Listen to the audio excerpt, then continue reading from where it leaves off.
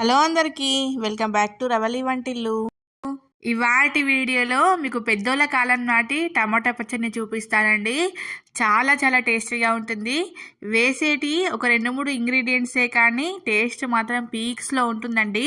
ఈ శీతాకాలంలో వేడి వేడి అన్నంలో ఈ పచ్చడి వేసుకొని ఒకసారి తిన్నారంటే మన ముందు ఎన్ని వెరైటీస్ పెట్టినా దీన్ని మాత్రం మొదలమండి, అంత బాగుంటుంది.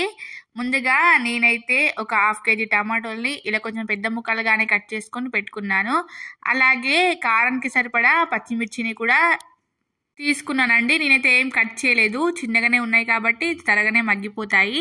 ఇప్పుడు ఒక ప్యాన్ తీసుకొని అందులోకి 1 టేబుల్ స్పూన్ల ఆయిల్ వేసుకోండి. ఆయిల్ హీట్ అయిన తర్వాత పచ్చిమిర్చిని అందులోకి యాడ్ చేసుకొని ఒకసారి అంతా బాగా మిక్స్ చేసుకోండి.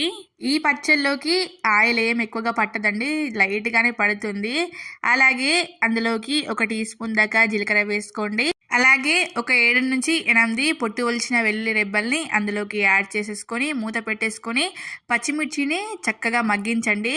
చూడండి, పచ్చిమిర్చి అనేది ఇలా కలర్ చేంజ్ అయ్యేదాకా మంచిగా ఫ్రై చేసుకోవాలండి. పచ్చివాసన అనేది వెళ్ళిపోవాలి పచ్చిమిర్చి నుండి.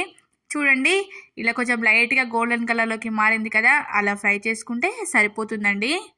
ఇంకా ఇందులోకి ఎక్స్ట్రా ఏం వేయాల్సిన అవసరం లేదండి. జస్ట్ పచ్చిమిర్చి, జీలకర్ర, వెల్లుల్లి అంతే.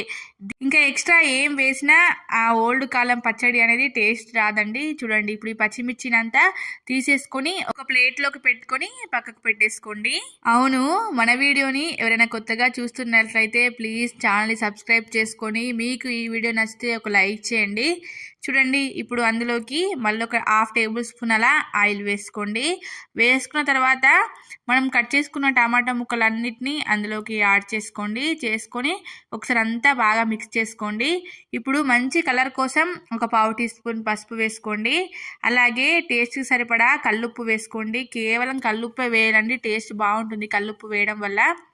అలాగే ఒక చిన్న చింతపండు రవ్వను కూడా యాడ్ చేసుకోండి. యాడ్ చేసుకొని చక్కగా అంత మంచిగా కలిసేలా ఒకసారి ఒక 1 మినిట్ పాటు మంచిగా కలుపుకొని మూత పెట్టేసుకొని ఒక 7 to 8 మినిట్స్ పాటు మీడియం ఫ్లేమ్లో కుక్ చేసుకోండి. చూడండి, టమాటోస్ నుంచి వాటర్ ఊరి చక్కగా మగ్గిపోయాయి కదా. టమాటో అనేది చక్కగా మగ్గిపోతుందండి, త్వరగానే మగ్గిపోతుంది, ఎక్కువ ఏం టైం పట్టదు. చూడండి, ఇలా ఒకసారి స్పూన్తోనంతా చక్కగా మ్యాష్ చేసుకోండి. చూడండి, ఇలా చక్కగా అంతా మ్యాష్ చేశారు కదా, చక్కగా ఉడికిపోయింది కదా. ఇప్పుడు స్టవ్ ఆఫ్ చేసేయండి. స్టవ్ ఆఫ్ చేసిన తర్వాత అందులోకి ఒక 2 కరివేపాకు రెమ్మల్ని వేసుకోండి.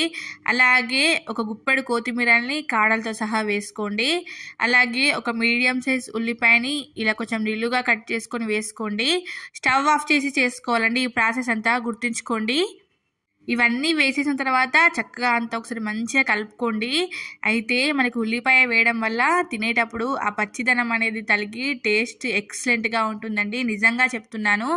చూడండి, ఇప్పుడు కంప్లీట్గా చల్లారనివ్వండి. చల్లారిన తర్వాత ఒక మిక్సీ జార్ తీసుకొని అందులోకి మనం వేయించిన పచ్చిమిర్చిని అందులోకి యాడ్ చేసుకున్న తర్వాత టమాటోని కూడా అందులోకి యాడ్ చేసుకోండి. మీరు కావాలనుకుంటే ఫస్ట్ పచ్చిమిర్చిని పలిసిన తర్వాత టమాటోస్ కూడా పలిసి చేసుకోవచ్చండి. అయితే నా దగ్గర రోల్ అవైలబుల్గా లేదండి. రోల్ ఉంటే మాత్రం రోట్లోనే ఈ పచ్చడి చేసేదాన్ని. మిక్సీలోకి యాడ్ చేసిన తర్వాత జస్ట్ ఒక 4 to 5 పల్సెస్ ఇవ్వాలండి, అంతే, ఎక్కువ వేయకూడదు. రోల్ ఉంటే మాత్రం రోట్లోనే చేసుకోండి, చాలా చాలా బాగుంటుంది. అంతేనండి, రెడీ అయిపోయింది పెద్దోళ్ళ కాలం నాటి టమాటో పచ్చడి. నచ్చిందనే అనుకుంటున్నానండి. నచ్చిందా మరి? ట్రై చేస్తారు కదా, ట్రై చేసి ఎలా వచ్చిందో కామెంట్స్లో చెప్పడం మర్చిపోవద్దు.